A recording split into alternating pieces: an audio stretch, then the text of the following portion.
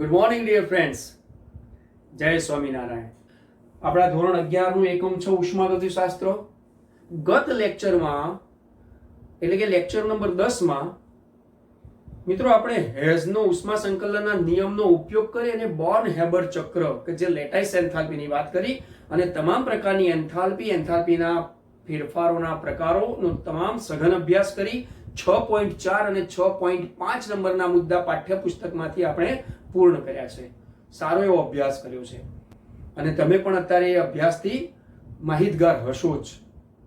તો હવે એ અભ્યાસ પછી એટલે કે આપણે જે એન્થાલ્પીના ફેરફારોથી જે ઉષ્માગતિશાસ્ત્રના પ્રથમ નિયમને સાંકળીને આપણે આગળ વધ્યા છે કે ઉર્જાનું સંરક્ષણ છે, ઉર્જા સંચયનો નિયમ જે આપણે કહીએ છીએ, ઉષ્માગતિશાસ્ત્રના પ્રથમ નિયમની જે મર્યાદા છે એને પાર પાડવા માટે ઉષ્માગતિશાસ્ત્રનો બીજો નિયમ તૈયાર થશે કેટલાક વિધેયોનો અભ્યાસ કરીને, એમના ગુણધર્મો જાણીને. તો આજના લેક્ચર નંબર 11 માં મિત્રો આપણે ઉષ્માગતિશાસ્ત્રના બીજા નિયમને કેટલાક વિધેયોથી સમજવું પડશે અને એના માટે આપણી પાઠ્યપુસ્તકમાં 6.6 નંબરનો મુદ્દો મિત્રો આપેલો છે. કયો છે? તો પ્રક્રમની સ્વયંસ્ફુરણા. કોઈ પણ પ્રક્રમ હોય તો એના માટે સ્વયંસ્ફુરણા, આ સ્વયં એટલે જાતે અને સ્ફુરણા એટલે કે આપણને એવી સ્ફુરણા થવી જોઈએ. તો પ્રક્રમની સ્વયંસ્ફુરણા નો અભ્યાસ આપણા પાઠ્યપુસ્તકમાં 6.6 નંબરના મુદ્દામાં છે, જે આપણને ઉષ્માગતિશાસ્ત્રના બીજા નિયમ તરફ એમના વિધેયોને સાંકળીને લઈ જવા માંગે છે. તો આના માટે આપણે કેટલી તૈયારી રાખવી જોઈએ? તો ચલો પહેલા તો આપણે એ સમજીએ કે પ્રક્રમ શું છે. સમજી ગયા કે કોઈ એક અવસ્થામાંથી બીજી અવસ્થામાં થતું કોઈ પરિવર્તન છે, પ્રક્રિયા છે. R tends to P, that means reagents માંથી પ્રોડક્ટ્સ બને છે. સ્વયંસ્ફુરણા શબ્દ શું છે? સ્વયં જાતે સ્ફુરણા. તમારા મગજમાં તમને આમ સ્ફુરણા થાય કે લાવો ને આજે તો હું સ્વાધ્યાયના 2 પ્રશ્નોના જવાબો આટલા ભણાયેલા મુદ્દા પર આધારિત છે તો લખી નાખું, તો તમને સ્વયંસ્ફુરણા થઈ કહેવાય. હવે સ્વયંસ્ફુરણા થઈ એનો મતલબ કે તમારા એ વખતે કોઈ નિયંત્રણ કામ કરતું નથી, પણ એ કોઈ નિયંત્રણ કામ નથી કર્યું તો કદાચ અવ્યવસ્થા વધી જાય. તમે કામ કરવા લઈને બેસતા હોય તો તમને એમ થાય કે લાવો ને મોબાઈલમાં નેક્સ્ટ ગત લેક્ચર જુઓ અને ગત લેક્ચર જોતા જોતા ક્યાંક એડવર્ટાઇઝ આવી જાય, ક્યાંક નવો તમારો કોઈ સોશિયલ મીડિયાનો મેસેજ આવી જાય, તમે એના તરફ વળી જાઓ એટલે જુઓ અવ્યવસ્થા વધી ગઈ. એટલે એવું કહેવાય છે કે જ્યારે પણ આવી સ્વયંસ્ફુરિત પ્રક્રિયાઓ હોય તો એમાં ક્યાંક ને ક્યાંક અવ્યવસ્થાઓ ઊભી થતી હોય છે. સાચી વાત ને?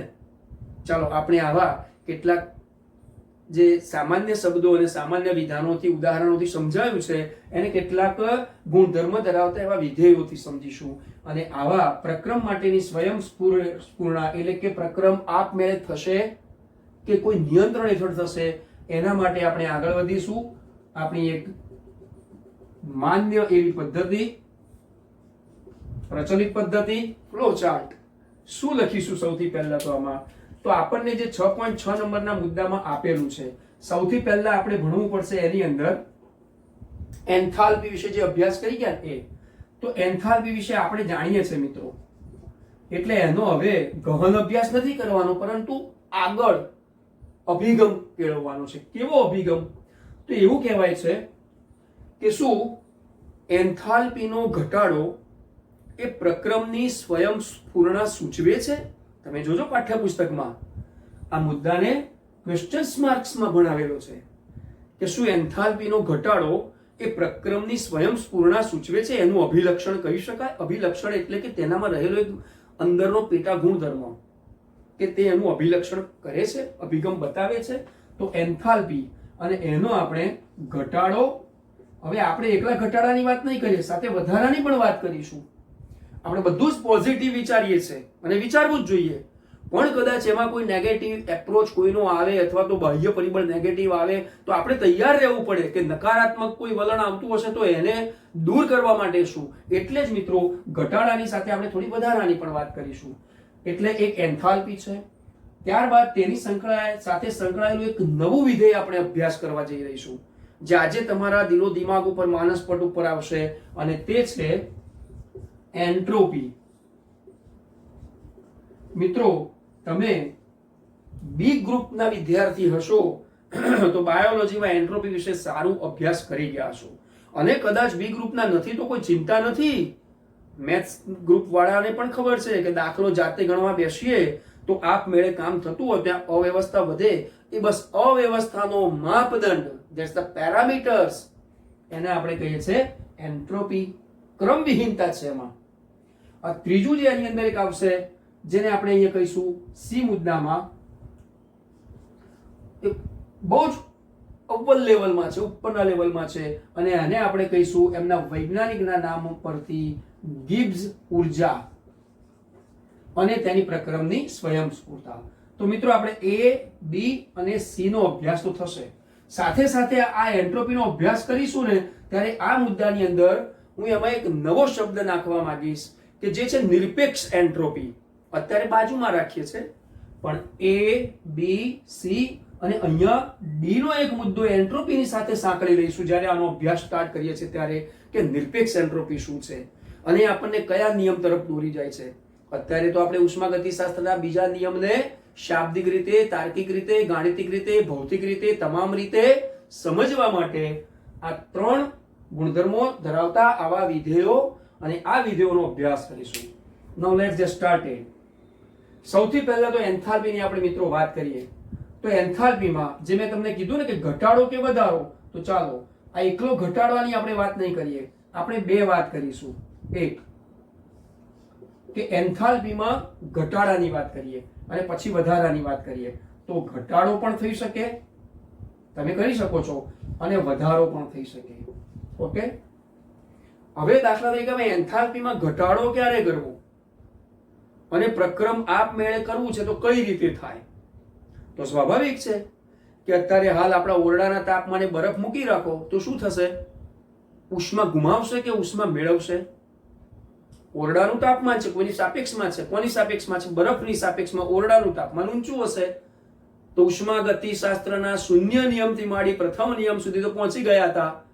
ઉષ્માગતિશાસ્ત્રનો શૂન્ય નિયમ સંતુલન દર્શાવે છે, ઉષ્મીય સંતુલન થશે ત્યાં સુધી છે ને, ત્યાં સુધી. એટલે કે ઉષ્મા ઉર્જાનું ઊંચા તાપમાન ધરાવતા પદાર્થમાંથી આપમેળે નીચા તાપમાન ધરાવતા પદાર્થમાં વહન થયું જોઈએ છે ને, સ્વયંસ્ફુરિતા. એનો મતલબ કે તેમનામાં અહીંયા ક્યાંક ઉષ્મા ઉર્જાનો વધારો થઈ રહ્યો છે, એટલે એનું તાપમાન ઊંચું આવ્યું. તાપમાન તો બરફનું 0 હતું, પરંતુ હવે પ્રક્રમ જે છે એ પ્રક્રમમાં એમાં પરિવર્તન આવ્યું છે. That means R tends to P. એટલે આપણે લખીએ તો R ટેન્ડ્સ ટુ P બાબતમાં આપણે આવું કહી શકીએ કે R ટેન્ડ્સ ટુ P, જેમાં પ્રક્રિયકો અને નિપજો, અને જો એન્થાલ્પીની વાત કરતા હોઈએ તો હવે HR અને HP. હવે જ્યારે એન્થાલ્પીની વાત કરીએ તો પ્રક્રિયકો અને નિપજોને પાદાંક તરીકે, એટલે કે તેમને જે આપણે સબસ્ક્રિપ્ટ કહીએ છીએ ને, એવા અહીંયા જે આંક બતાવવાના છે, જે શબ્દ મૂકવાના છે તેને સ્મોલ બતાવી દઈશું, વળી પાછું અહીંયા પણ સ્મોલ બતાવી દઈશું. વાય? કારણ કે આપણે કુલ એન્થાલ્પીની વાત કરવાના છે. ઓકે, તો હવે આને કેટલાક ઉદાહરણ દ્વારા હું તમને સમજાવવા માંગુ. ચલો, પહેલું ઉદાહરણ આપણે અહીંયા એમ લઈ લઈએ છે. હવે આટલી વસ્તુ તો આપણે સમજ્યા, જગ્યાનો અભાવ ન રહે એટલા માટે આને થોડું રિમૂવ કરી વળી પાછું થોડું ઉપરથી લખવાનું ચાલુ કરીશું, અને કેટલીક બે પ્રક્રિયાઓને, જેમ કે મેં તમને ખાલી શાબ્દિક એક ઉદાહરણ બરફનું આપ્યું ને, એવી બે પ્રક્રિયાઓ મારફતે આપણે સમજીએ. નાઉ જસ્ટ એક્ઝામ્પલ, આપણે પહેલી પ્રક્રિયા લઈએ છે, દાખલા તરીકે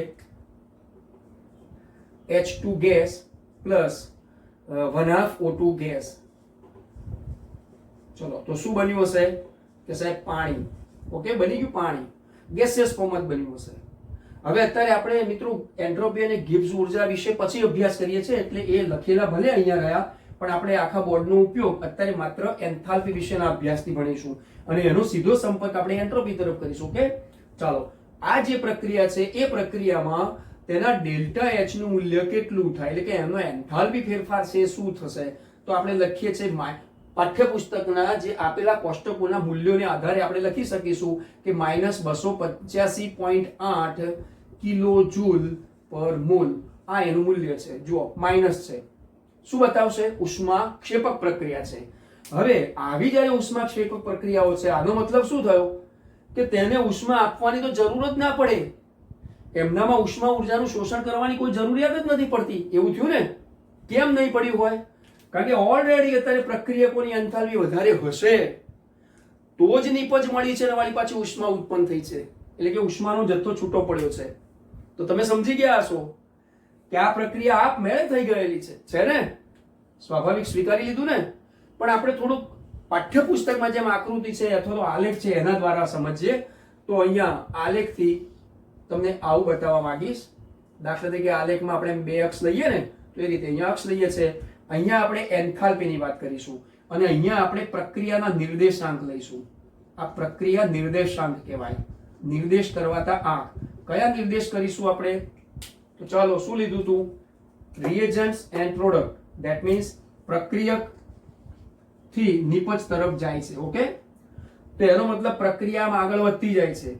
તો સૌથી પહેલા જો પ્રક્રિયકોની એન્થાલ્પી વધારે હશે એટલે કે આ અક્ષ ઉપર એન્થાલ્પી છે, તો આપણે અહીંયા આ રીતે લખી શકાશે કે ચલો પ્રક્રિયકોની એન્થાલ્પી. ઓકે, અને ત્યારબાદ અહીંયા શું લખીશું? તો કે નિપજની એન્થાલ્પી. તો ચાલો અહીંયા આપણે લખીએ છીએ નિપજની એન્થાલ્પી ઓછી પડે છે અથવા તો પ્રક્રિયા થાય છે તો ઓછી હશે પ્રાયોગિક રીતે આપણે જે પ્રક્રિયા કરી છે તેના પ્રમાણે. તો હવે આ પ્રક્રિયા માટે હું આટલું કહી શકીશ કે પ્રક્રિયકોની જે એન્થાલ્પી છે ને પ્રક્રિયા આગળ વધે છે આ રીતે. આમ જે પ્રક્રિયા આગળ વધે છે, હું તમને લીલા કલરની પેનથી એને વધતો ક્રમ દર્શાવી શકું. જુઓ, અત્યારે આ રીતે આમ આગળ પ્રક્રિયા વધી અને તેમની એન્થાલ્પીનો જે ફેરફાર, કુલ એન્થાલ્પી છો મિત્રો, આ કીધું ને કે પ્રક્રિયકો માટેની કુલ એન્થાલ્પીનું મૂલ્ય છે. તો નિપજોની એન્થાલ્પીનું મૂલ્ય, નિપજો તો આટલા આ અંશમાં મળશે. તો નિપજની એન્થાલ્પી ક્યારે? તો કે ચલો નિપજની એન્થાલ્પી અહીંયા છે. બોલો, એટ ધેટ રાઈટ? આટલું ક્લિયર થઈ ગયું હશે. હવે આનો મતલબ એ થયો કે આ શું છે સાહેબ? તો એ જે છે ડેલ્ટા એચ છે. આનો મતલબ કે આટલો જે પણ આપણને તફાવતીય અંશ મળ્યો છે મિત્રો, આ તફાવતીય અંશ જે પણ મળ્યો છે તે સૂચવે છે કે ડેલ્ટા એચ નું મૂલ્ય માઈનસ છે, એટલે ઉષ્માક્ષેપક પ્રક્રિયા બની ગઈ છે. સમજાઈ પડી ગયા? પ્રક્રિયકોથી નિપજ તરફ પ્રક્રિયા થાય છે, પરંતુ અહીંયા જો નિપજોની કુલ એન્થાલ્પીનું મૂલ્ય ક્યાંક ઓછું છે, પ્રક્રિયકોની કુલ એન્થાલ્પીનું મૂલ્ય વધારે છે, તો અહીંયા ઉષ્માની શોષણ કરવાની કોઈ જરૂરિયાત નથી. એન્થાલ્પીનો ઘટાડો સૂચવી શકે છે ને? હવે જ્યારે આ ઉદાહરણ લીધું છે તો આની સાથે હું એક બીજું ઉદાહરણ આપવા માંગુ છું.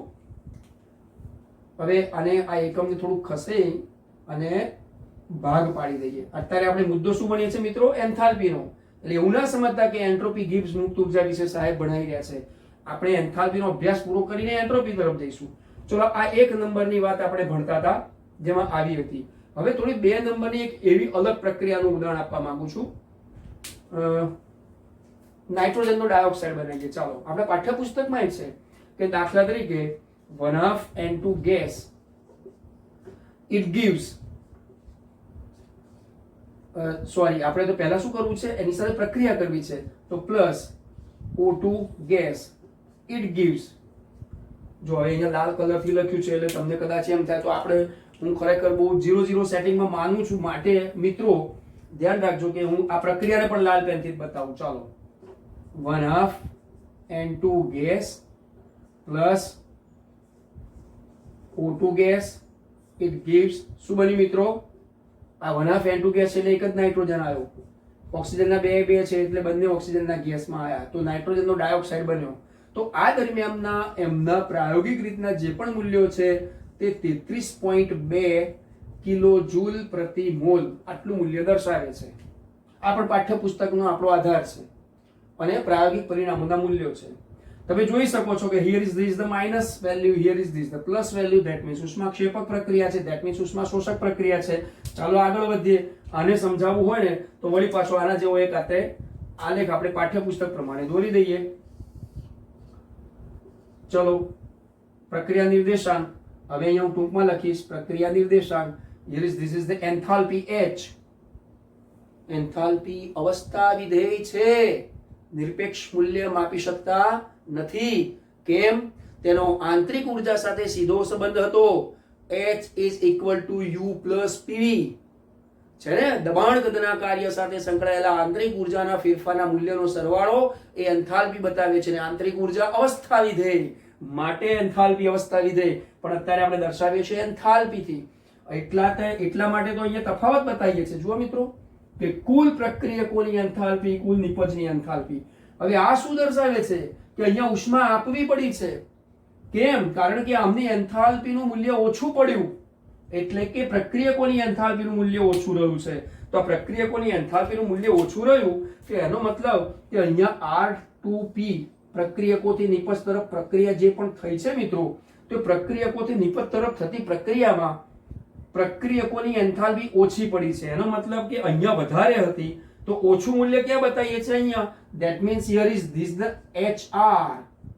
તો નિપજની એન્થાલ્પી વધારે બતાવે છે. જો ઉષ્મા શોષક પ્રક્રિયા બની છે, that means here is the HP. હવે આનો પણ આલેખ આપણે જે પ્રાયોગિક મૂલ્યો લઈને બતાવ્યો હશે તો એને આપણે કેવી રીતે બતાવવું? તો ચાલો આપણે લીલા કલરની પેનથી જેમ અહીંયા બતાવ્યું છે ને એમ અહીંયા પણ બતાવવા પ્રયત્ન કરીશું. હિયર ઇઝ ધીસ ઇઝ, જો હવે HP બતાવે છે અને અહીંયા HR છે, તો આપણે શું કરીશું કે નિપજોની એન્થાલ્પીનું મૂલ્ય બહુ જ વધારે છે. આમ નિપજો છે તો આપણે આ નિપજ બતાવવું છે અહીંયા. ચલો આ નિપજ બતાવીએ છીએ. ઓકે, HP છે અહીંયા and here is this is HR, એટલે કે એન્થાલ્પી પ્રક્રિયકોની છે. તો અહીંયાથી પ્રક્રિયા થતા થતા ક્યાં સુધી આગળ વધી હશે? તો પ્રક્રિયકોથી આ રીતે કરતા કરતા અહીંયા કંઈક એવું પરિબળ અજમાવ્યું હશે, નિયંત્રણ લાવ્યા હશું, ઉષ્મીય. કયું? તો તેમના તાપમાનમાં ફેરફાર કરવા માટે ઉષ્મા ઉર્જાનું શોષણ થયું છે. અને ત્યારે મિત્રો આ બંને આલેખ ઉપરથી પછી તમને ખ્યાલ આવશે કે આ જે તફાવત આવ્યો છે મિત્રો, એને આપણે ડેલ્ટા H, જે ઉષ્મા શોષક પ્રક્રિયાના કારણે પ્લસ મૂલ્યના કારણે આપણે શું કહી શકીશું? ઉષ્મા શોષક પ્રક્રિયા બની ગઈ છે. ક્લિયર છે મિત્રો આટલું? તો આ એક અને આ બે બંને અલગ અલગ પ્રક્રિયા લીધી. તો આપણા મુદ્દામાં એવો જે ક્વેશ્ચન માર્ક છે કે શું એન્થાલ્પીનો ઘટાડો એ પ્રક્રમની સ્વયંસ્ફુરણાનું અભિલક્ષણ છે? એટલે કે એન્થાલ્પીનો ઘટાડો કરીએ તો ખરેખર પ્રક્રિયા આપમેળે થશે? તો સામાન્ય સંજોગોમાં મહદઅંશે એમ કહી શકીએ જવાબ હા. એન્થાલ્પીનો ઘટાડો એ પ્રક્રિયાની સ્વયંસ્ફુરિતા સૂચવે છે, કારણ કે ત્યાં એન્થાલ્પીનો ઘટાડો હોવો જોઈએ. That means here is this the minus. ઉષ્માક્ષેપક પ્રક્રિયાઓ છે પણ હર હંમેશ પાછું સાચું પડતું નથી. હવે જો ઉષ્માગતિશાસ્ત્ર એમાં ભાગ ભજવશે કે સામાન્ય સંજોગોમાં દરેક વખતે સાચું ના પડે. એ પ્રક્રિયકોની ભૌતિક સ્થિતિ કેવી છે, એ પ્રક્રિયકોની ભૌતિક સ્થિતિ પ્રમાણે તેમને તેમના સાપેક્ષમાં શું લીધું છે. Here is this is the two reagents and here is also two reagents. પણ તમે જોઈ શકો છો બંનેમાં શું છે, એમની ભૌતિક સ્થિતિ, એમની વચ્ચેની એમની બંધ એન્થાલ્પીના મૂલ્યો. Just now here is the H bond H, here is the O double bond O, and the formation of the H single bond O single bond H. Okay, and here is the N triple bond N, otherwise N double bond N, O double bond O. એટલે સ્વાભાવિક છે કે તામના બંધને વિસર્જન કરવા માટે ઉષ્મીય ઉર્જાનો જથ્થો જરૂરી બન્યો છે અને માટે તમે જોઈ શકો છો ઉષ્મા શોષક પ્રક્રિયા બની ગઈ છે. એટલે આવી જ્યાં આગળ ક્યાંક અવળ સવળ વાતો થતી હતી અથવા તો ઉષ્માગતિ શાસ્ત્રથી આપણે જવાબો આપવા માંગતા હતા, તો ત્યારે આવા એકલા એન્થાલ્પીથી કે એન્થાલ્પીના ફેરફારોથી પ્રક્રમની સ્વયંસ્ફુરણા નક્કી થાય એના કરતા હવે જ્યારે રાસાયણિક પ્રક્રિયક અણુઓ જ્યારે ભેગા થાય છે તો એમના વચ્ચે અથડામણ થવી જરૂરી હોય છે નિપજ બનવા માટે. એમનામાં એકમય. તો એ બાબતે શું છે, તો મેં હમણાં ઉદાહરણ આપ્યું કે તમે જેટલા લેક્ચર્સ ભણી ગયા તો એ લેક્ચર્સનો ઉપયોગ કરી તમે જાતે હવે કંઈક અભ્યાસ કરો છો, આત્મનિર્ભર, સ્વનિર્ભર, સ્વ અધ્યયન. અને ત્યારે તમે જાતે જ પોતાના જ નિયંત્રણથી અન્ય કોઈ પણ બાહ્ય પરિબળનો ઉપયોગ કર્યા સિવાય જે વખતે તમે દાખલાઓના જવાબ મેળવશો ત્યારે આખા દિવસનો તમારો આનંદ જોરદાર હશે, આનંદ વિભોર થઈ ગયા હશો, તમને આત્મીય સંતોષ મળ્યો હશે. મિત્રો, ધીસ ઇઝ ધ રાઈટ, આ સાચો માર્ગ છે. બસ એ જ રીતે મિત્રો આપણા અભ્યાસમાં ઉષ્માગતિ શાસ્ત્રમાં બંને આલેખો પરથી હું તમને જે એન્થાલ્પી બાબતનું એક જે લક્ષણ છે, અભિલક્ષણ છે, કયું કે એન્થાલ્પીનો ઘટાડો એ સ્વયંસ્ફુરિત પ્રક્રિયાનું અભિલક્ષણ છે. હા, સામાન્ય સંજોગોમાં કેટલીક મહદઅંશે પ્રક્રિયાઓમાં એ સાચું છે, પરંતુ એથી વિશેષ હવે જ્યારે ઉષ્માગતિ શાસ્ત્રમાં જરૂરિયાત ઊભી થઈ કે એવી ઘણી પ્રક્રિયાઓ છે કે જેમાં આવી ઉષ્મા અત્યારે પણ ડેલ્ટા એચ લખીએ છીએ ને, પરંતુ જો હું તમને અહીંયા કાળા કલરની પેનથી લખી આપું કે આપણે અભ્યાસ કરી ગયા. શું અભ્યાસ કરી ગયા જોજો ખાસ મિત્રો, પછી હું એને રિમૂવ કરીશ, તમે આ માત્ર સ્ક્રીનશોટ લઈ લેજો. તો ડેલ્ટા એચ બરાબર ક્યુપી આવું ભણ્યા કે નહીં? એન્થાલ્પીનો ફેરફાર એ શું છે? પ્રણાલીએ મેળવેલી કે ગુમાવેલી ઉષ્મા છે, ઉર્જા છે. એટલા માટે આપણે આવી આ ઉષ્મા ઉર્જા જે છે એ ઉષ્મા ઉર્જાના કારણે એક નવા વિધેય તરફ આગળ વધવાનું છે, જેમાં ઉષ્માગતિશાસ્ત્ર પૂરેપૂરો આપણને પ્રતિસાદ આપે છે. અને એ પ્રતિસાદ આપવા માટે હું એન્ટ્રોપી તરફ તમને લઈ જવાનો છું. નાઉ વી કેન સ્ટાર્ટ એન્ટ્રોપી, પરંતુ એ પહેલા તમે સ્ક્રીનશોટ લઈ લો એટલે અભ્યાસમાં આગળ વધીએ.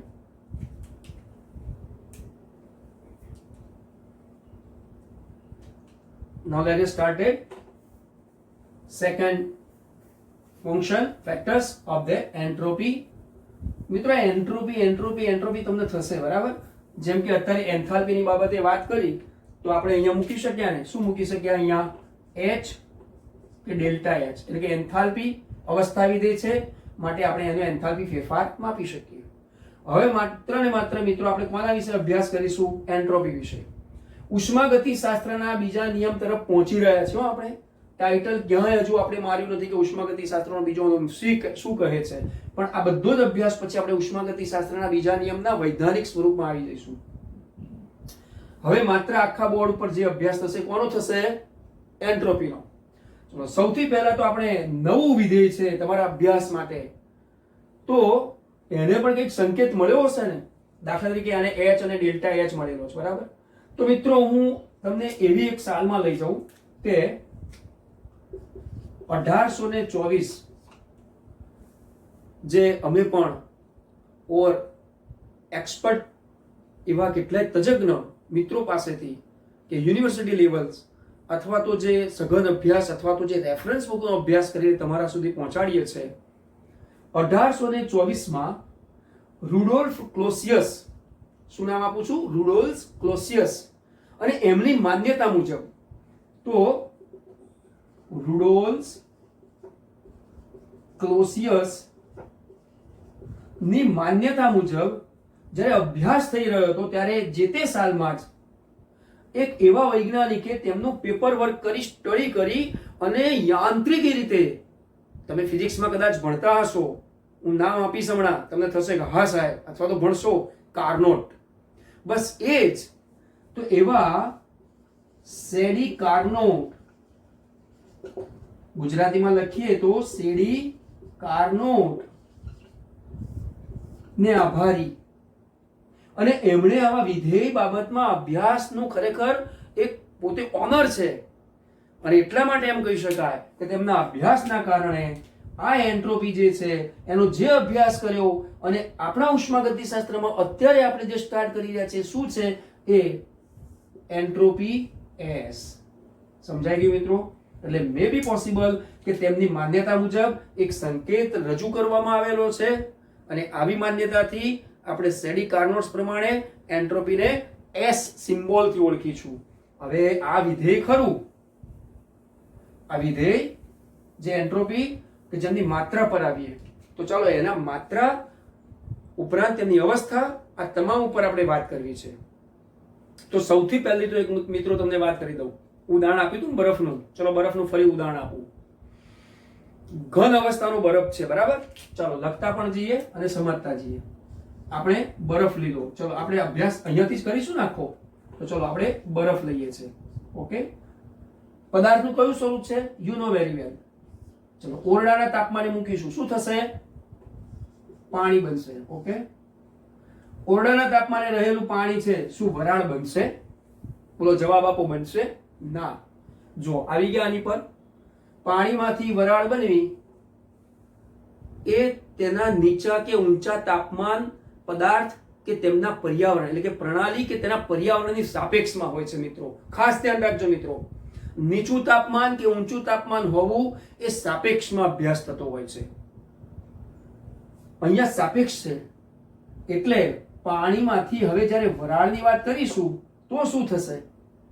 ચલો બરફમાંથી પાણીની વાત કરીએ તો અત્યારે પૃથ્વી પર છે, આપણે ઓરડામાં બેઠેલા આવીએ, આપણે આપણી પ્રયોગશાળામાં હોઈએ, પરંતુ ખબર છે કે બરફનું તાપમાન 0°C છે, પદાર્થની ઘન અવસ્થા છે. તો this is the solid and the made functional of this liquid, અને તેમાંથી જ્યારે બનાવવું છે ગેસ, તો પદાર્થની આ ત્રણેય અવસ્થાઓ છે.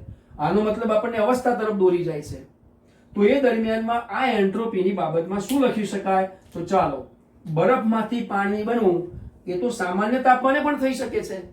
એટલે બરફમાંથી પાણી એ ઓરડાના તાપમાને શું થશે? તો કે ઓરડાના તાપમાને તે સ્વયંસ્ફૂર્ણથી પાણી બનશે. એમને કેટલું તાપમાનની એટલે કે એમને કેટલા ઉષ્માની જરૂર પડે? એમના તાપમાનમાં બદલાવ કેટલો આવે? 0°C છે, તો પાણીનું તાપમાન કેટલું? તો જે તાપમાને પાણી હોય તેટલું. સર એવો દોડી જવાબ સાચો ગણાય? યસ.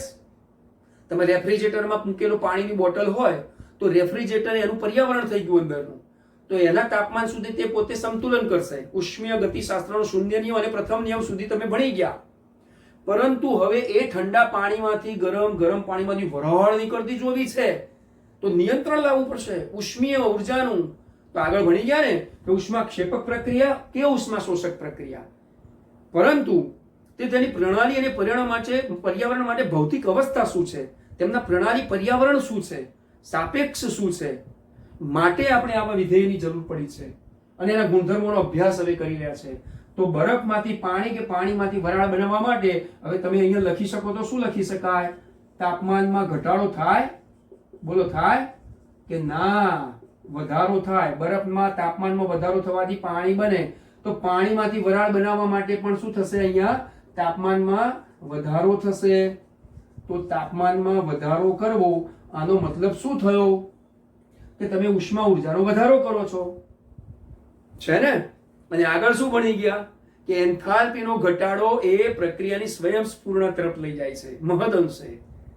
તો આનો મતલબ એ થયો કે આ તો અવસ્થા બદલાય છે સાહેબ. એટલે આમની જે એન્ટ્રોપી છે ને S, આમની જે એન્ટ્રોપી છે ને S, આમની જે એન્ટ્રોપી છે ને S, that means here is the solid form, here is the liquid form, and here is the gas form. Physical status આ એમની કલા છે, કલા, ભૌતિક અવસ્થા. તો ઘનની એન્ટ્રોપી, અહીંયા પ્રવાહીની એન્ટ્રોપી, અહીંયા વાયુની એન્ટ્રોપી. તો સાહેબ પણ આ એન્ટ્રોપી છે શું? તો સમજો તમે, બરફ ઘન સ્વરૂપ છે. હવે જો અહીંયા ખરેખર તો બતાવવું ના જોઈએ, પરંતુ બરફ એ કોઈ ચોક્કસ ઘન સ્વરૂપ છે, એટલે એના અણુ પરમાણુ કે એના કણો જે હશે ને એ બહુ જ અંદર આકર્ષિત અને કોઈ ચોક્કસ રચના ધરાવશે, ચોક્કસ આકાર ધરાવશે. પરંતુ જેમાંથી પાણી બન્યું એટલે તેમના અણુઓ કેવા હશે? છૂટાછવાયા છે. અને જ્યારે વરાળ બનાવી છે એને પાત્રમાં, કોઈ વાયુ પાત્રમાં, બંધ વાયુ પાત્રમાં વરાળ બનાવી તો કેટલા બધા છૂટા છે જુઓ છે.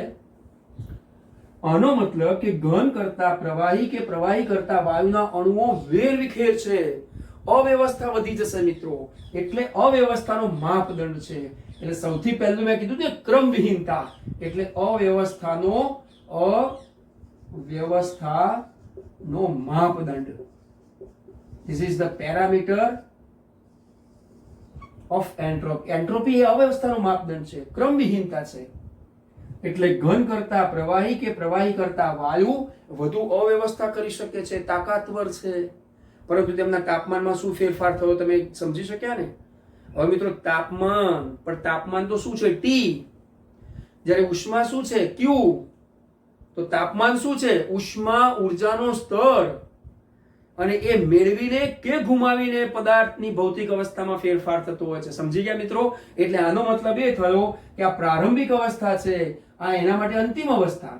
હવે પાણીમાંથી વરાળ બનાવવું છે તો આ પ્રારંભિક અવસ્થા અને આ અંતિમ અવસ્થા. એટલે અહીંયા શું લખી શકાય કે તે અવસ્થા વિધેય પણ કહી શકાય છે. ભલે તેમનું નિરપેક્ષ મૂલ્યની વાત કરી નાયક સાહેબે, અને ભૌતિક વિજ્ઞાન કે રસાયણ વિજ્ઞાનના અભ્યાસથી ઉષ્માગતિશાસ્ત્રમાં એમ કહી શકીએ કે એન્ટ્રોપીનું નિરપેક્ષ મૂલ્ય માપી શકીએ છે. કેમ? ચાલો એનું ઉદાહરણ આપી દઉં. આપણા 60 વિદ્યાર્થીઓનો એક વર્ગ છે, બરાબર? પણ અત્યારે એ વર્ગમાં એક પણ વિદ્યાર્થી નથી, અને સાહેબે પ્રયોગ કર્યો કે એક જ વિદ્યાર્થીને એમાં અવ્યવસ્થા માટે મોકલ્યો અને કીધું કે 5 મિનિટમાં તારાથી થાય એટલી ભાંગફોડ કર. ખરે ન કરી શકાય હો, this is the negative approach, પરંતુ એક ઉદાહરણ આપું છું. તો વર્ગખંડની અંદર એક વિદ્યાર્થીને 5 મિનિટનો સમય મળ્યો એટલે એની પોતાની કાર્ય ઉર્જા વાપરીને જેટલું એને કરવું તો એ કરીએ. પછી 5 મિનિટ પછી કીધું કે ચલો હવે તમે 10 વિદ્યાર્થી અંદર જાઓ, 5 મિનિટ આપીએ છે, તમારાથી થાય એટલી ભાંગફોડ કરો.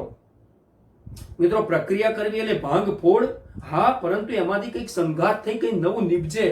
તોફાન કરવાથી કંઈ નવું નીપજતું નથી. પણ હવે પેલો પ્રયોગ આગળ વધારીએ, જે મેં તમને શાબ્દિક રીતે ઉદાહરણ આપ્યું છે કે એક વિદ્યાર્થીની અવ્યવસ્થા નોંધી કે આ વિદ્યાર્થી આટલા સમયમાં કેટલી અવ્યવસ્થા કરી શકે છે.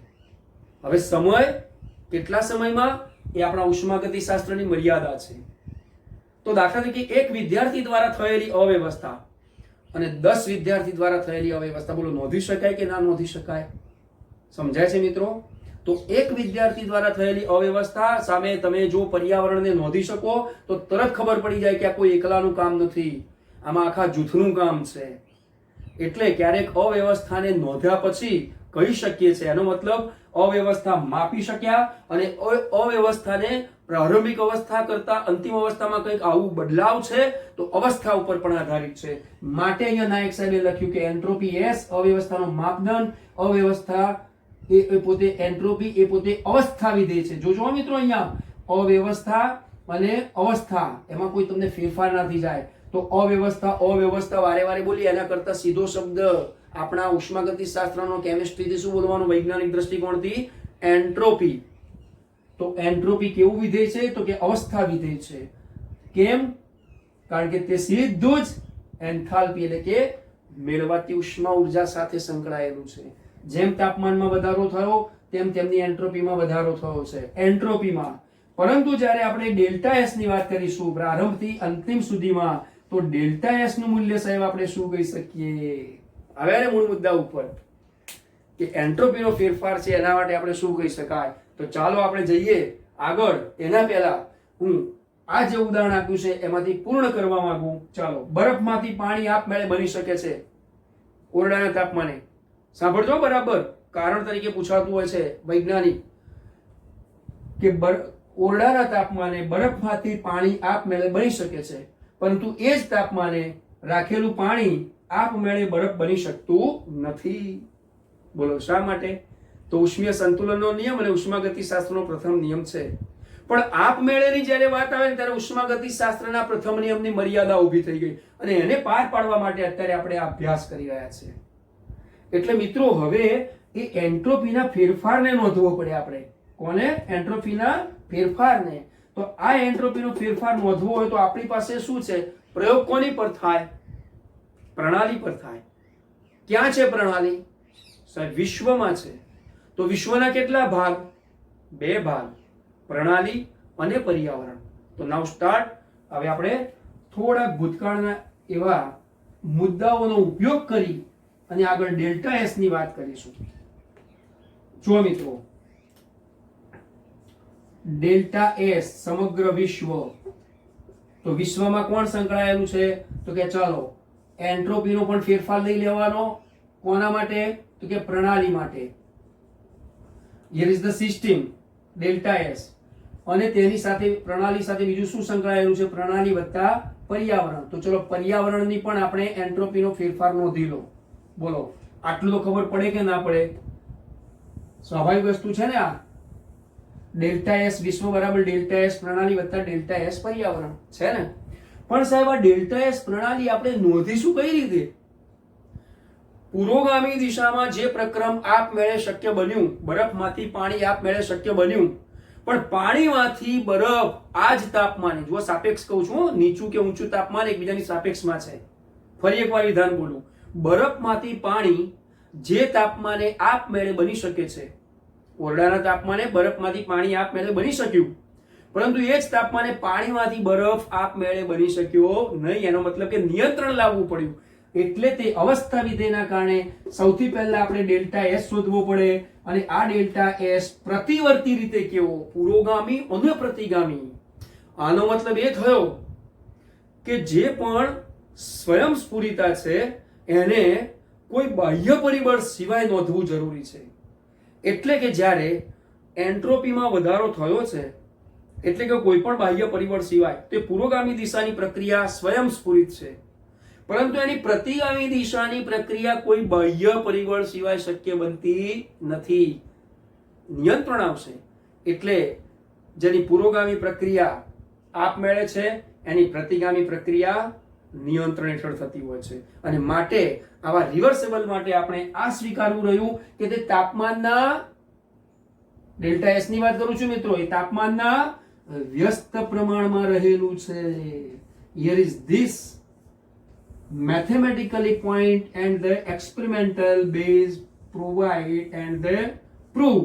આપણે આને પ્રોવાઈડ કર્યું છે, પ્રૂવ થઈ જાય, સાબિતી સભર ગાણિતિક સ્વરૂપ. જો આપણે કોઈ પણ ડેલ્ટા એસ માપવું હોય તો ક્યુ રિવર્સેબલ માટે આપણે આટલું લખી શકીશું.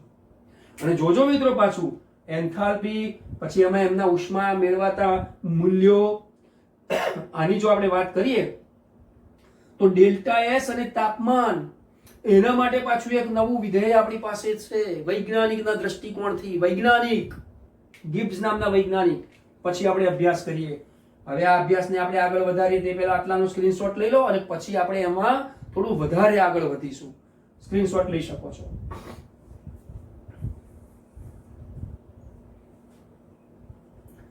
ચાલો મિત્રો, આટલું તો કમ્પ્લીટ ખબર પડી ગઈ કે ડેલ્ટા એસ વિશ્વ બરાબર ડેલ્ટા એસ પ્રણાલી વત્તા ડેલ્ટા એસ પર્યાવરણ. અને આવા ડેલ્ટા એસ પ્રણાલી કે ડેલ્ટા એસ પર્યાવરણ આપણે આવા મૂલ્યોથી મેળવીશું. કઈ રીતે? તો મેળવાતી ઉષ્મા જે હોય તેને આપણે મૂકી દઈએ છીએ. જો પ્રણાલી માટે મેળવાતી હોય એ પર્યાવરણ માટે કેવી થાય? ગુમાવેલી. તો એ માઇનસ સાઇન આવશે. દાખલા તરીકે બરફ લઈએ તો ડેલ્ટા એસ, પ્રણાલી કોણ છે? બરફ. તો પ્રણાલી માટે ક્યુ રિવર્સેબલ બાય ટી. તો કયા તાપમાને? તો બરફનું તાપમાન કેટલું હતું? 0°C છે. કયા તાપમાને મૂક્યો? કે 25 મૂક્યો છે. પરંતુ અહીંયા એ તાપમાન, અહીંયા એ મેળવાતી ઉષ્માનું મૂલ્ય 1 મોલ બરફ હોય, 18 ગ્રામ બરફ, તો 1 મોલ બરફને પીગળવા માટે જોઈતી ઉષ્મા કઈ ઉષ્મા? તો ગલન ઉષ્મા. ધેટ મીન્સ કે આના 3 સ્વરૂપો થયા. કયા 3 સ્વરૂપો થયા? ડેલ્ટા એસ ક્યુ રિવર્સેબલ, ગલન. તો કે કઈ ઉષ્મા આવશે? તો કે ગલન. સમજાય છે મિત્રો? ત્યારબાદ ડેલ્ટા એસ પાણી છે, એમાંથી બાષ્પ બનાવવાની છે, તો કે બાષ્પાયન. તો કયું આવશે? તો કે બાષ્પાયન. પરંતુ ધારો કે તે વાયુ સ્વરૂપે છે, ઉર્ધ્વપાતિત થાય છે, અથવા તો જે અગાઉ ઉદાહરણ આપ્યું હતું ને કે ઘનમાંથી સીધું જ વાયુમાં રૂપાંતરણ થાય. કોણ? ઉર્ધ્વપાતન. તો અહીંયા ઉર્ધ્વપાતન. તો અહીંયા ક્યુ રિવર્સેબલ પણ શું આવશે? ઉર્ધ્વપાતન. મિત્રો આ મૂલ્યો અહીંયા મૂકવાના છે. ઉષ્માનું મૂલ્ય તે જ મૂકવાનું છે. કોના માટે? પ્રણાલી માટે. જો પ્રણાલી માટે જેનું પ્લસ થાય છે તો પર્યાવરણ માટે આવું મૂકવું હોય તો તે માઇનસ થશે. અને બંનેના જે પણ મૂલ્યો મળે એ મૂલ્યોને તમે અહીંયા મૂકી દો તો એ મૂલ્યો મૂકતાની સાથે સમગ્ર ડેલ્ટા એસ વિશ્વ કેવો મળે? ખબર નથી સાહેબ, કેમ આવું કહો છો? હા, પ્રક્રિયા કઈ લો છો? દાખલા તરીકે બરફ માટે તમે લેતા હો તો બરફે મેળવેલી ઉષ્માનું મૂલ્ય છે એના તાપમાને, પરંતુ પર્યાવરણ 25°C નું તાપમાન છે ને એને ગુમાવેલી ઉષ્મા છે, તો એના માટે જે માઇનસની વેલ્યુ આવી તો અહીંયા પ્રણાલી માટેની વેલ્યુ મૂકો, અહીંયા પર્યાવરણ માટેની વેલ્યુ મૂકો. બંને માટે આ રહ્યા સિગ્નિફિકન્સ થી ઉપયોગ કરો, ગાણિતિક એનો જવાબ આપો અને ડેલ્ટા એસ વિશ્વનું મૂલ્ય તમને મળશે. હવે મૂલ્ય પ્લસ પણ મળી શકે, માઇનસ પણ મળી શકે અને સંતુલનમાં પણ મળી શકે, ઇઝ ઇક્વલ ટુ 0. સમજાય છે મિત્રો? તો ચલો આની ઉપરથી આપણે આટલા સુધી આગળ વધ્યા. હવે આ મૂલ્યો મૂક્યાના કારણે આપણી પાસે 3 વિધાનો થયા. કોના કારણે? આના કારણે. નંબર 1, મળતો ડેલ્ટા એસ વિશ્વ. વિશ્વ એટલે આપણે અહીંયા લખીશું કુલ. આ લખી શકાય ને total, TOTAL total, TOTAL total, પ્રણાલી અને પર્યાવરણનો કુલ. જો ડેલ્ટા એસ નું મૂલ્ય આવું પણ મળી શકે, જો ડેલ્ટા એસ નું મૂલ્ય આવું પણ મળી શકે, અથવા તો જો ડેલ્ટા એસ નું મૂલ્ય આવું પણ મળી શકે. ઓકે, સૌથી પહેલા મિત્રો આપણે આની વાત કરી દઈએ કે પ્રણાલી અને પર્યાવરણ થી જે પણ ગાણિતિક રીતે નિરૂપણ કરી અને આપણે જે ડેલ્ટા એસ કુલ મેળવીએ છીએ તો એ 0 હોય તો તે સંતુલનમાં પ્રક્રિયા છે અવ્યવસ્થાની બાબતમાં. પરંતુ જો delta S is greater than 0, that means ધન મૂલ્ય મળતું હોય. કોના માટે છે મિત્રો? આ સમગ્ર વિશ્વ માટેનું છે. એટલે અહીંયા આપણે વિશ્વનો v લખી નાખીએ છીએ. બરાબર? ચલો, ડેલ્ટા એસ વિશ્વ. આ વિશ્વની જગ્યાએ શું લખી શકીએ? યુનિવર્સલ, સાર્વત્રિક રીતે. ડેલ્ટા એસ વિશ્વ is greater than 0, that means ધન મૂલ્ય મળે છે તો greater than 0, otherwise this is the minus. અને અહીંયા તો કઈ લખાય જ નહીં 0 છે એટલે. તો આનો મતલબ જો સમગ્ર વિશ્વની એન્ટ્રોપીનો ફેરફાર 0 કરતા વધારે હોય, ધેટ મીન્સ ધન મૂલ્ય હોય, તો એનો મતલબ શું થયો? એમાં કોઈ નિયંત્રણની જરૂર નથી. તે પ્રક્રિયાઓ સ્વયંસ્ફુરિત પ્રક્રિયાઓ છે. Here is the completed your concepts. અહીંયા સ્વયંસ્ફુરિત છે. જો એ ડેલ્ટા એસ વિશ્વ is less than 0, that means કે એનું માઇનસમાં મૂલ્ય મળ્યું છે એન્ટ્રોપીનો ફેરફાર, તો આનો મતલબ શું થયો? કે તેની પર કોઈ નિયંત્રણ લાદવામાં આવેલું છે. એટલે આવી પ્રક્રિયાઓ નિયંત્રણ હેઠળ થતી પ્રક્રિયાઓ છે. અને જો ડેલ્ટા એસ વિશ્વ છે તો એ સ્વયંસ્ફુરિત કે નિયંત્રણની કોઈ ચર્ચા જ નથી. તો શું લખાય સાહેબ? સંતુલનમાં છે. જો મિત્રો આ ટોપિક એક કરતા આગળ વધી અને અહીંયા આપણે એન્ટ્રોપી બાબતમાં પૂર્ણ કરીએ છીએ. સમજાય છે? બરફનું ઉદાહરણ લીધું. એ રીતે ઘણા બધા ભૌતિક સ્વરૂપો પણ કહી શકું છું. ચલો તૈયાર રહેજો, ઘરે કરી શકશો તમે. અને મજાનો પ્રયોગ છે, કહીશ, તમે કરશો એની પહેલા જ તમને એમ થશે ઓહો સાહેબ આમાં તો શું હોય. ચાલો, એક કાચના પારદર્શક ગ્લાસમાં, ગ્લાસ એટલે કાચ જ થાય પણ પ્યાલામાં થોડું પાણી લો. અડધો ગ્લાસ પાણી લઈ અને એમાં શાહીનું એક ટીપું નાખો. ઇન્ક પેન આવે ને, ઇન્ક, એનું એક ટીપું નાખો. શું થાય? આખું પાણી બધું જે તે કલરની શાહી વાળું થશે. દાખલા કે વાદળી કલરની શાહી લીધી હોય અને એમાં ટીપું નાખ્યું હોય તો બધું જ પાણી વાદળી થઈ જશે. શું થયું? પ્રસરણ પામ્યું, આપમેળે થઈ ગયું. શું નિયંત્રણ હતું? હલાવવું પડ્યું હતું? ના. ફૂંક મારવી પડી હતી? ના. ગરમ કરવું પડ્યું હતું? ના. સામાન્ય તાપમાને પણ એ શાહી, એ જે પાણી ભરેલા પાત્રમાં તમે શાહીનું ટીપું નાખ્યું તો આપમેળે પ્રસરણ થયું. પુરોગામી પ્રક્રિયા આપમેળે થઈ. હવે ચાલો આ શાહીનું ટીપું અચાનક એક સાથે ભેગું થઈ જાય, એનું બુંદ, અને પછી તમે એને ચમચી વડે કાઢી લો. થશે? આ શાહીના ટીપાનું પ્રસરણ થયું છે એનું આપમેળે શું સંકોચન થઈ જશે? ના. જેની પુરોગામી પ્રક્રિયા આપમેળે છે એની પ્રતિગામી પ્રક્રિયા બિન સ્વયંસ્ફુરિત છે. નિયંત્રણમાં કરવું પડશે. એના માટે કોઈ ચોક્કસ નિયંત્રણ લાવવું પડશે. એવા પણ પ્રકરણ આપણા ધોરણ 12નામાં છે, પૃષ્ઠ રસાયણ, કે એમાં એવો કોઈ પદાર્થ નાખો કે જેના કારણે તેમાંથી તેનું અવક્ષેપણ થઈ અને પછી એ છૂટું પડી શકે. પણ એ વાર છે, પછી ભણીશું. મિત્રો અત્યારે આપણે એન્ટ્રોપી અવ્યવસ્થાનો માપદંડ છે, અવસ્થા વિધેય છે, આ રીતે માપી શકાય, તેનું ગાણિતિક સ્વરૂપ છે. સાહેબે ભૌતિક સ્વરૂપોની પણ વાત કરી. હવે તેમાં ડેલ્ટા એસ વિશ્વ ઇઝ ગ્રેટર ધેન 0 સ્વયંસ્ફુરિત પ્રક્રિયા છે. ઉપરાંત ડેલ્ટા એસ વિશ્વ ઇઝ લેસ ધેન 0 આ પણ છે. હવે મિત્રો આની સાથે સંકળાયેલા તાપમાનની મારે તમને વાત કરવી છે. તાપમાન વિશે હું શું કહેવા માંગુ છું? જોજો આ બધાને ધ્યાનમાં રાખીને, કે જો પ્રણાલીમાંના કણોની અસ્તવ્યસ્તતાની ગતિનું સરેરાશ માપન કરવું હોય, પ્રણાલીમાંના અણુઓની સરેરાશ ગતિનું જો માપન કરવું હોય તો એ છે પ્રણાલીની આપણી આ એન્ટ્રોપીનો ફેરફાર. અને એના ઉપર કોણ આદ્યકર્તા છે, એનું પ્રતિષ્ઠાન કોણ છે? તો કે તાપમાન. તો મિત્રો તાપમાન T એ શું દર્શાવશે? તો તાપમાન એ પ્રણાલીમાંના કણોની અસ્તવ્યસ્ત ગતિનું સરેરાશ માપ છે. અને આ ઉષ્માનું જે વિતરણ, એટલે કે જે બતાવીએ છે જે વહેંચણી, એ ઉષ્માનું જે વિતરણ છે એ તાપમાન પર આધારિત છે. આ જે ઉષ્માનું વિતરણ છે ને તાપમાન પર આધારિત છે. અને આ એન્ટ્રોપીનો ફેરફાર એ તાપમાનથી વ્યસ્ત પ્રમાણમાં બતાવેલો છે. એટલે મિત્રો આપણા પાઠ્યપુસ્તકમાં કદાચ તમને વિધાનો ગહન અને અટપટા લાગે, કોમ્પ્લિકેટેડ લાગે, તેની સરળતાથી સમજ મેં તમને અહીંયા આપવા પ્રયત્ન કર્યો. હવે આની ઉપરથી એક નવો મુદ્દો ધેટ મીન્સ આપણા મુદ્દામાં એક વિધાન તમને કહું કે દાખલા તરીકે અત્યારે પ્રણાલી વિશે આપણે ભણ્યા, તો આનો મતલબ એ થયો કે એન્થાલ્પી વિશે ભણ્યા હતા, બે આલેખ ભણ્યા હતા, તો આવું એક વાક્ય વાપરી શકાય આના પરથી.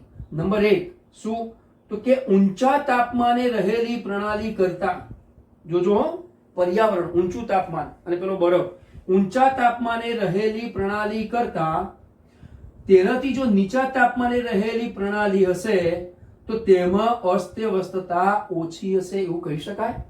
ઊંચા તાપમાન કરતા નીચા તાપમાને, આનો મતલબ કે ઊંચા તાપમાને રહેલી પ્રણાલી કરતા નીચા તાપમાને રહેલી પ્રણાલીમાં અસ્તવ્યસ્તતા ઓછી હશે. બરફ નીચા તાપમાને રહી શકનારો છે, પાણી તે ઓરડાના તાપમાને મતલબ બરફ કરતા ઊંચા તાપમાને રહી શકનારી પ્રણાલી છે ને? તો ઊંચા તાપમાને રહેલી પ્રણાલી કરતા નીચા તાપમાને રહેલી પ્રણાલીની અસ્તવ્યસ્તતા ઓછી છે, એટલે કે એન્ટ્રોપીનું પ્રમાણ ઓછું છે. આનો બીજો વિધાન એવું પણ થાય કે નીચા તાપમાન ધરાવતી પ્રણાલી, આ ઊંચું નથી લઈ જતો, નીચા તાપમાન ધરાવતી પ્રણાલી ઊંચા તાપમાન ધરાવતા પ્રણાલી કરતા અવ્યવસ્થા કેવી કરશે? નીચા તાપમાન ધરાવતી પ્રણાલી છે. મળી ગયું ને વિધાન? આ વિધાન આપણા પાઠ્યપુસ્તકમાં લખેલું છે. એટલા માટે મિત્રો કે ઊંચા તાપમાને રહેલી પ્રણાલી કરતા નીચા તાપમાને રહેલી પ્રણાલીમાં અસ્તવ્યસ્તતા ઓછી છે. ઘન કરતા પ્રવાહી કે પ્રવાહી કરતા વાયુ તરફ જાઓ તો ઘન કરતા પ્રવાહી કે પ્રવાહી કરતા વાયુઓમાં જે તાપમાન એમનું વધ્યું છે, પરંતુ જ્યારે એન્ટ્રોપીનો ફેરફારનો અભ્યાસ કરીશું ત્યારે આપણું આ ગાણિતિક સ્વરૂપ ઉપયોગી બનશે. That clear? હવે મિત્રો આનો સ્ક્રીનશોટ લેવો તો લઈ લો. પછી વળી પાછા આપણે આગળ વધીએ છીએ. આમાં ને આમાં સી પછીનો જે મુદ્દો આવે છે આની સાથે સંકળાયેલો છે, જે ઘન પદાર્થ માટેનો છે માત્ર, અને એના માટે એક નિયમ પણ તમને કહીશ. ખરેખર તો આને અભ્યાસ કર્યા પછી કહી શકાય. ગિબ્સ ઉર્જા જે છે એ ગિબ્સ ઉર્જા માટે સંકેત આપવામાં આવ્યો છે ગિબ્સ વૈજ્ઞાનિક પરથી જી. અને મિત્રો આ જે જી છે ને એમનો અભ્યાસ કર્યાના તારણ હેઠળ G is equal to H minus TS આ એમનો અભ્યાસ છે. ધ્યાન રાખજો ખાસ. ગિબ્સ ઉર્જા આ એક ઉર્જા છે, તાપમાન પર આધારિત છે, ઉષ્મીય ઉર્જાના પર આધારિત છે, અને પાછા એન્ટ્રોપી પર આધારિત છે. ચલો આપણે એન્થાલ્પી ભણી ગયા, એન્ટ્રોપી ભણી ગયા, અને તાપમાન તો જાણીએ છે. હવે આનું ગાણિતિક સ્વરૂપ જો આપણે મેળવવું છે તો આનું ગાણિતિક સ્વરૂપ કેવી રીતે મેળવાય? તો એમાં એક વિધેય તો એવું છે જે અવસ્થા વિધેય છે. આનો મતલબ કે ડેલ્ટા જી, હવે આપણે લખાણ લખવું છે એટલે મૂળભૂત આપણા એક વાદળી કલરના પેનથી આવી જઈશું. તો delta G is equal to delta H. મિત્રો કોના કારણે ડેલ્ટા થયો ખબર પડી ને? આના કારણે. બાકી આ તો માત્રાત્મક ગુણધર્મ ધરાવતું વિધેય છે. આને સૌથી પહેલું લખીએ ને તો માત્રાત્મક ગુણ ધરાવતું પાછું અવસ્થા વિધેય છે, એટલે એને અવસ્થા વિધેય પણ કહી શકાય. જુઓ, કારણ કે એમાં સંકળાયેલું ગાણિતિક સ્વરૂપ એન્થાલ્પી પર આધારિત છે, એટલે delta G is equal to delta H minus delta TS. આવું લખવું પડે કે ના લખવું પડે? ચલો હવે આ લખીએ તો આનો મર્મ આવો થયો. ડેલ્ટા જી, જોજો મિત્રો, delta G is equal to delta H minus T delta S અને એસ ડેલ્ટા ટી. એટલે એસ ડેલ્ટા ટી પણ આવે અને ટી ડેલ્ટા એસ પણ આવે. ચલો ટી ડેલ્ટા એસ, અને ઉપરાંત બીજું શું લખીશું આપણે આની સાથે જ? તો કે એસ ડેલ્ટા ટી, એટલે એસ ડેલ્ટા ટી. આવું બે લખી શકાય. હવે આમાંથી તમે એક વસ્તુ વિચારો કે તાપમાન તો અચળ છે, જે પણ પ્રક્રમ કરી રહ્યા છો એમાં તાપમાન અચળ છે, તો આનો મતલબ ડેલ્ટા ટી જો 0 અહીંયા લઈ લઈએ તો આ તો આખું પદ જતું રહ્યું. બરાબર? તો આનો મતલબ શું થયો? અચળ તાપમાને જે પણ પ્રણાલીની જે ગિબ્સ ઉર્જા જે છે એ તેમના એન્થાલ્પી ફેરફાર અને તેમના તાપમાન અને એન્ટ્રોપી ફેરફારના ગુણકના તફાવતીય મૂલ્ય બરાબર હોય છે. હવે આવું ગાણિતિક વિધાન જ્યારે શાબ્દિક બનતું હોય છે તો આપણે માત્ર આટલું જ યાદ રાખવાનું મિત્રો, આ જ delta G is equal to delta H minus T delta S. સમજ પડી ગઈ? હવે ધારો કે પ્રણાલીએ મેળવેલી ગુમાવેલી જે પણ ઉષ્માનું મૂલ્ય છે એને અહીંયા મૂકી દો. જે પણ તાપમાન છે તાપમાન તમે લઈ લો. તો આવા 0 થી માંડી અને ઉપરના તાપમાન, ધેટ મીન્સ કેલ્વિન કા સેલ્સિયસમાં તમે લો તો ધ્યાન રાખવાનું કે અત્યારે આપણે કેલ્વિનમાં જ માપણી કરીશું, કેલ્વિનમાં જ એને કેલ્વિનથી લઈશું, અને આ એક ઉર્જા છે એટલે એ ઉર્જાનો એકમ થશે કિલોજૂલ. ધેટ મીન્સ કેલ્વિન કિલોજૂલ પર મોલ. એટલે કે આપણે આ પણ ભણી ગયા ને કે delta S is equal to delta H by T. જો સાબિત થઈ ગયું. અહીંયા આપણે એન્ટ્રોપીમાં લખ્યું હતું ને કે delta S is equal to Q reversible by T. આવું લખ્યું હતું કે નહીં મિત્રો? તો ક્યુ શું હતું? તો કે ડેલ્ટા એચ હતો. ડેલ્ટા એચ બરાબર ક્યુપી. તો ડેલ્ટા એસ બરાબર ડેલ્ટા એચ બાય ટી. જુઓ, delta S is equal to delta H by T. સાબિત થઈ જાય છે ને? અને એટલા માટે ગિબ્સ નામના વૈજ્ઞાનિકે જે પણ અત્યારે આપણને એક વિધેયની ચર્ચા કરીને આપણને ઉષ્માગતિશાસ્ત્રમાં પ્રદાન કર્યું છે એ ખૂબ અગત્યનું છે, જે પ્રક્રિયાની સ્વયંસ્ફુરિતા બાબતમાં અભ્યાસ કરાઈ ગયું છે. એટલે હવે આને અહીંયાથી આપણે દૂર કરીશું, એક એક મુદ્દો આગળ વધારતા રહીશું. હવે જુઓ મિત્રો, આપણી પાસે જે ગિબ્સ ઉર્જા કે જેના માટે ગિબ્સ ઉર્જા માટે G H - Ts પરથી ડેલ્ટા G બરાબર delta H - T delta S પ્રાપ્ય થયો છે. અને આ સૂત્રમાં કિંમતો મૂકતાની સાથે આપણી પાસે જો આ ડેલ્ટા G પ્રણાલી માટે, માત્ર પ્રણાલી માટે, આપણે એન્ટ્રોપીમાં શું ભણ્યા હતા? પ્રણાલી અને પર્યાવરણ બંનેનું શોધવું પડતું હતું. અહીંયા માત્ર શું કરવાનું છે? માત્ર પ્રણાલી ના જ મૂલ્યો પરથી નક્કી થઈ શકે. માત્ર પ્રણાલીના જ કંઈક મૂલ્યો મેળવી લો. શું મેળવવાના? તો અહીંયા ડેલ્ટા G પ્રણાલી માટે, હવે એના માટે આપણે આવા કોણ ડેલ્ટા G માટે જો આ સૂત્ર પર આધારિત આવા 3 મૂલ્યો ધારો કે તમને મળે છે, કે ડેલ્ટા G નું મૂલ્ય શું મળે? તો આ સૂત્ર પર આધારિત જો આ ડેલ્ટા G નું મૂલ્ય તમને નંબર 1 કાં તો પ્લસ મળે, એટલે કે delta G greater than 0, otherwise delta G is less than 0, otherwise delta G is equal to 0. તો સૌથી પહેલા આપણે આની ચર્ચા કરીએ, જેમ એન્ટ્રોપીમાં કરી હતી, બરાબર? તો આનો મતલબ શું થયો? સંતુલનમાં છે. આ પ્રક્રિયા કમ્પ્લીટ સંતુલનમાં કહેવાય.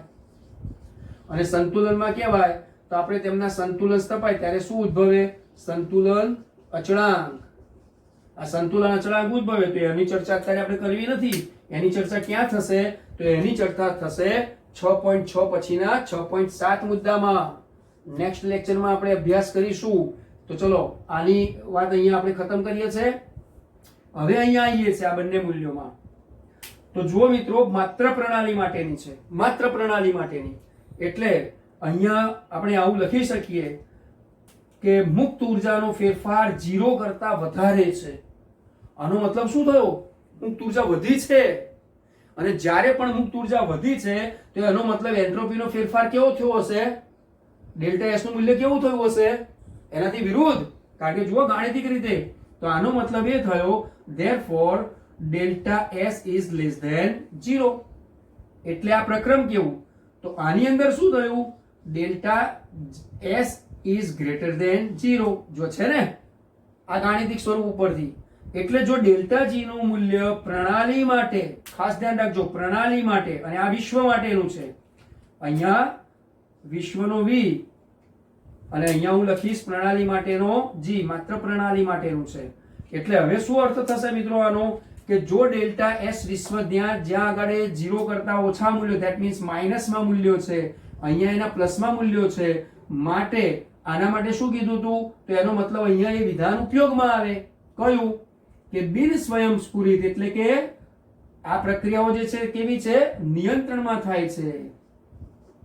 આ પ્રક્રિયાઓ નિયંત્રણમાં થશે.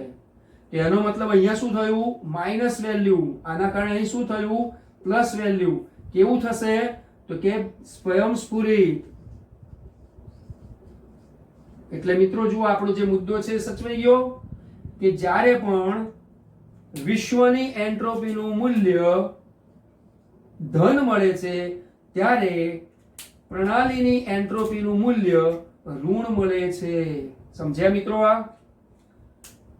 આટલા ઉપરથી વિધાન બનાવું છું, ખાસ ધ્યાન રાખજો, વિધાન બનાવું.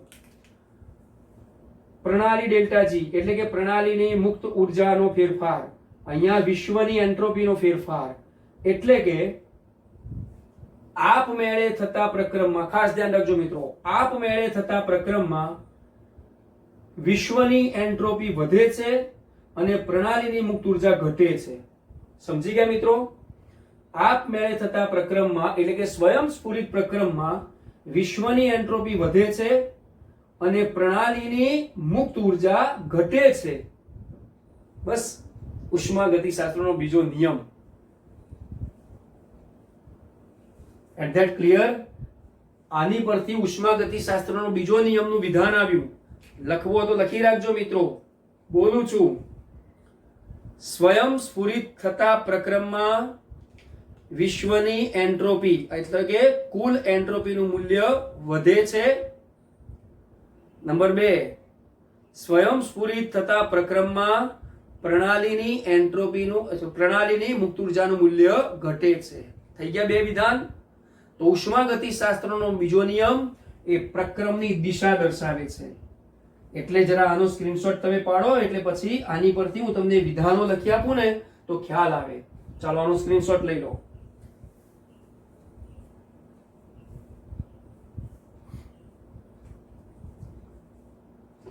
ચાલો આ સૂત્ર પર આધારિત આપણે અત્યારે અહીંયા આટલું ભલે રહ્યું, પરંતુ વિધાન તમને લખી આપું. કયા કયા વિધાન થયા આટલા અભ્યાસ ઉપરથી? તો જુઓ, પહેલું, સ્વયં સ્ફુરિત પ્રક્રમમાં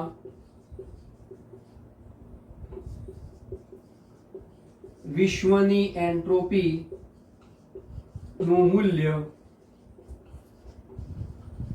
વધે છે. Okay, now second point of the સ્વયં સ્ફુરિત પ્રક્રમોમાં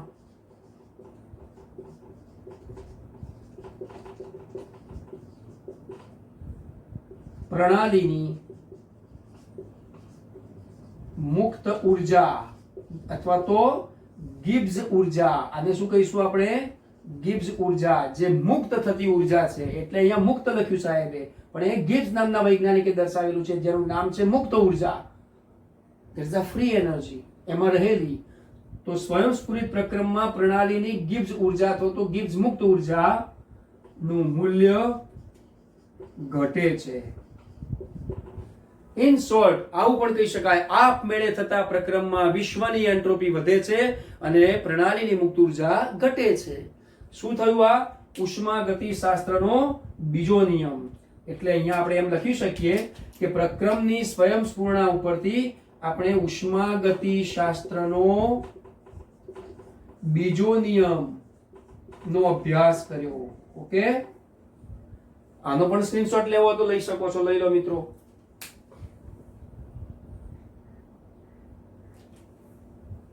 ચાલો હવે આ તમામ પ્રકારનું અહીંયાથી રિમૂવ કરી અને આપણા 6.6 નંબરના મુદ્દામાં સી પછીનો જે ડી મુદ્દો છે, જે આપણને એક અલગ નિયમ તરફ દોરવી જાય છે, જે માત્ર ને માત્ર પદાર્થની ઘન અવસ્થા બાબતમાં ક્યાંક સૂચવે છે.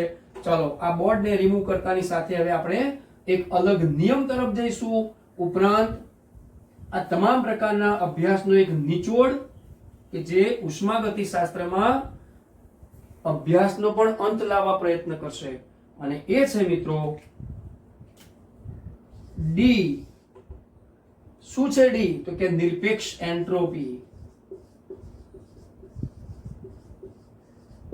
હવે તમને એમ થશે કે હા સાહેબ, તમે જે પહેલા વાત કરતા હતા કે એન્ટ્રોપીના મુદ્દામાં જ ભણાવીશ. હા, સાચી વાત છે, ભણાવી શકાય. પણ મિત્રો, એન્ટ્રોપીના મુદ્દામાં ભણાવતા પહેલા આપણી પાસે આ 3 જે એન્થાલ્પી, એન્ટ્રોપી અને ગિબ્સ ઉર્જાથી સ્વયંસ્ફૂર્ણાનો અભ્યાસ કરીએ, અને બીજો નિયમ જે અત્યારે અસ્તિત્વમાં આપણે લાવી શકીએ અભ્યાસમાં, પછી જ એક નવો નિયમ આવે. એટલા માટે હવે આપણે રાખ્યું છે નિરપેક્ષ એન્ટ્રોપી. શું કહેવા માંગે છે? તો દાખલા તરીકે આપણે એમ કહી શકીએ કે કોઈ ઘન પદાર્થ છે, સંપૂર્ણ સ્ફટિકમય ઘન પદાર્થ આ રીતનો. તો સંપૂર્ણ સ્ફટિકમય ઘન પદાર્થની અંદર આ પ્રમાણે એમના કણોની ગોઠવણી હશે, બરાબર? જે હમણાં આપણે બરફની ઉદાહરણ આપ્યું હતું ને, પરંતુ અહીંયા સંપૂર્ણ શુદ્ધ સ્ફટિકમય ઘન પદાર્થ. એટલે આના માટે ખાસ વાક્ય ધ્યાનમાં રાખવું પડશે મિત્રો તમારે, કે આ પદાર્થ ખરો પણ કેવો? તો સંપૂર્ણ શુદ્ધ સ્ફટિકમય, અને પાછો કેવો? તો કે ઘન પદાર્થ. સંપૂર્ણ શુદ્ધ સ્ફટિકમય ઘન પદાર્થ ક્યારેય અવ્યવસ્થા કરતો નથી. એટલે કે ક્યારેય તેમાં એન્ટ્રોપીનું પ્રમાણ વધતું ઘટતું નથી. તો હવે શું? તો સંપૂર્ણ શુદ્ધ સ્ફટિકમય ઘન પદાર્થ કે જે, ધ્યાન રાખજો, નિરપેક્ષ શૂન્ય તાપમાને, નિરપેક્ષ શૂન્ય તાપમાને એમની એન્ટ્રોપીનું મૂલ્ય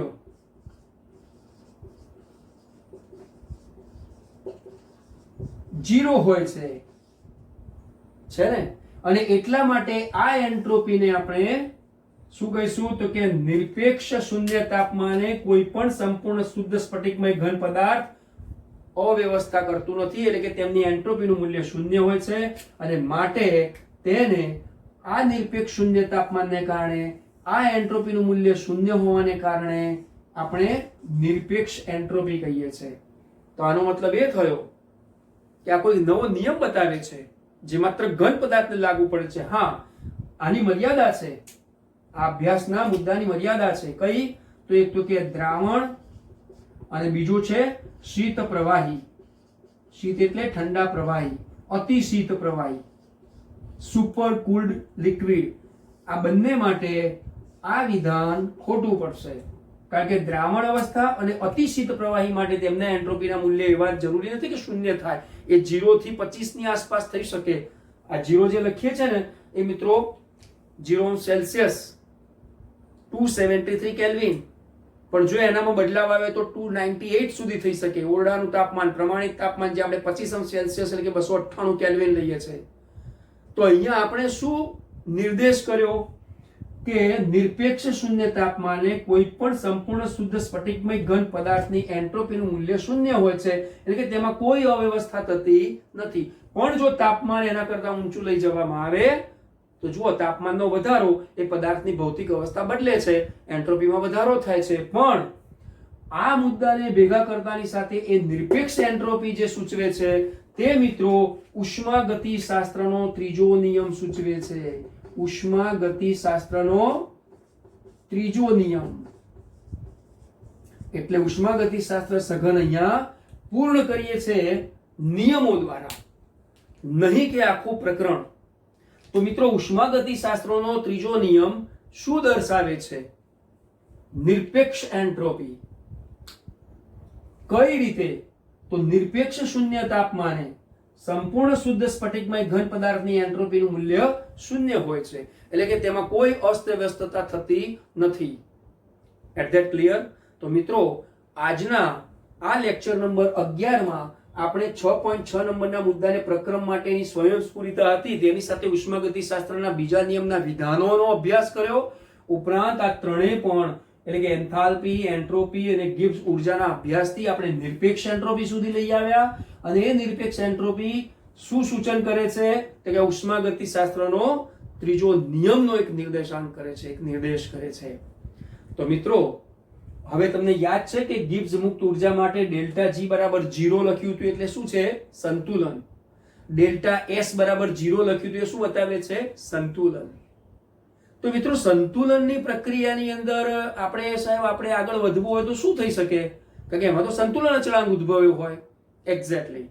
એટલે આપણે આપણા પ્રકરણની પૂર્તતા હવે આવનારા નેક્સ્ટ એન્ડ લાસ્ટ લેક્ચરમાં સંતુલન અચળાંક અને મુક્ત ઉર્જા એટલે કે ગિબ્સ ઉર્જા. તો ગિબ્સ ઉર્જાનો સંતુલન અચળાંક સાથે શું સંબંધ છે તેનો અભ્યાસ કરીશું નેક્સ્ટ લેક્ચરમાં. ત્યાં સુધી wish you all the best.